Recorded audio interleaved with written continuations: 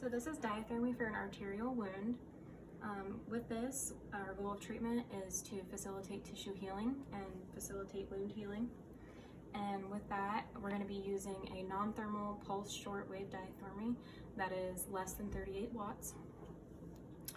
It is indicated because it's like a subacute acute injury.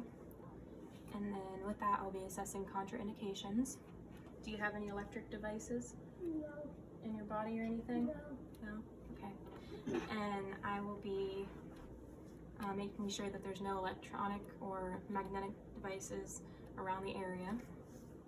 And then with this particular patient, I would be concerned about skeletal immaturity, but we'll just keep going with it. And then I will be assessing skin and cognition. I just want to make sure that, do you have any sensation problems or anything? No. Okay.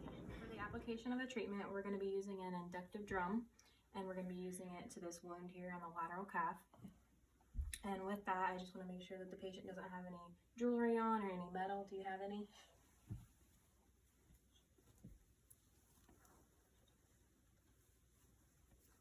You're good? Okay. And then I just want you to lie still as you can. I want you to be comfortable, okay? And with this, it is not necessary that we have a barrier, but I'm going to go ahead and use some gauze here just for infection control. And with that, I'm going to turn the machine on. We want a low pulse width and a rate for non-thermal. And then we want it to be less than 38 watts.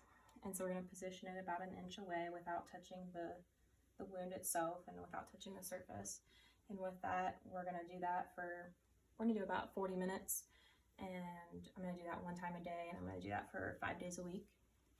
And then as I'm going, I want to make sure that there's no heat coming through.